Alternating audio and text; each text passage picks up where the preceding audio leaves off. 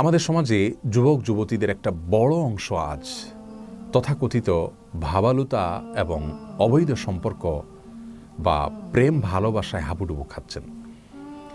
মুসলিমদের সন্তানরা যখন এই হারাম কাজে লিপ্ত হচ্ছেন, শয়তান তাদের কাছে নানা মুখরোচক স্লোগান তুলে ধরছে এবং শয়তান তার শয়তানি বিভিন্ন যুক্তি তুলে ধরছেন। তেমনই একটি যুক্তি অনেক আমাদের যুবক যুবতীদের কাছে শয়তান তুলে ধরেছেন, আর সেটা হলো যে অনেক যুবক যুবতীরা আজকাল মনে করেন যে বিবাহ বহির্ভূত যে অবৈধ সম্পর্ক করা হয়, তথাকথিত প্রেম ভালোবাসা করা হয়, এটার পরে যদি তারা একে অন্যকে বিয়ে করে নেন তাহলে প্রেম ভালোবাসার কারণে তারা যে গুনাহে লিপ্ত হয়েছেন সেটি হালাল হয়ে যাবে।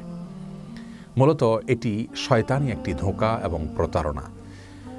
একজন মুসলিমের জন্য আল্লাহ রাব্বুল আলামিনের প্রতিটি নির্দেশকে মানা এবং নিষিদ্ধ বিষয় থেকে দূরে থাকা, এটা তার জন্য আবশ্যক এবং ফরজ।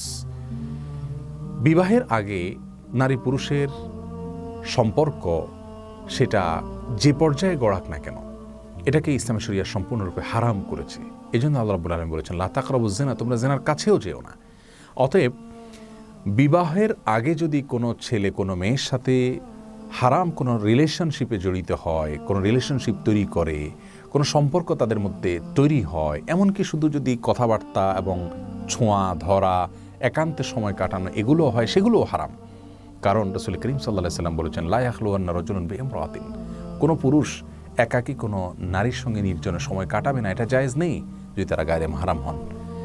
এবং নির্জনে যখন তারা একাকী কথা বলবে সেক্ষেত্রে তাদের মধ্যে বাজে কথা আদান প্রদান হবে, ভালো কথা বললেও সেখানে চিন্তার ক্ষেত্রে মনের জেনাটা তাদের মধ্যে অবশ্যই হবে এবং আরও নানাবিধ গুনাহের দিক তাদের রয়েছে।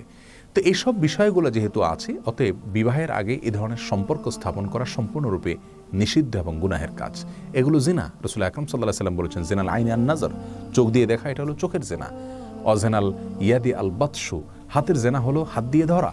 এবং প্রত্যেকটি অঙ্গের জেনা আছে, যার কারণে বিয়ের আগে যারা সমস্ত জেনায় লিপ্ত হন তথাকথিত প্রেম ভালোবাসা বা ভাবালুতার নামে, তারা যদি পরবর্তীতে একে অন্যকে বিয়ে করেও নেন তাহলেও তাদের আগের গুনাহ অটোমেটিক মাফ হয়ে যাবে না, বরং আগের গুনাহ থেকে, অপরাধ থেকে আল্লাহ রাব্বুল আলামিনের কাছে তওবা করে লজ্জিত হয়ে ক্ষমা চেয়ে নিতে হবে, তারপরে সেটি মাফ হওয়ার আশা করা যেতে পারে। আল্লাহ রাব্বুল আলামিন শয়তানের যত ধোঁকা আছে, প্রতারণা আছে, শয়তানি যুক্তি আছে, সেগুলো থেকে আমাদেরকে হেফাজতে থাকার তৌফিক দান করুন।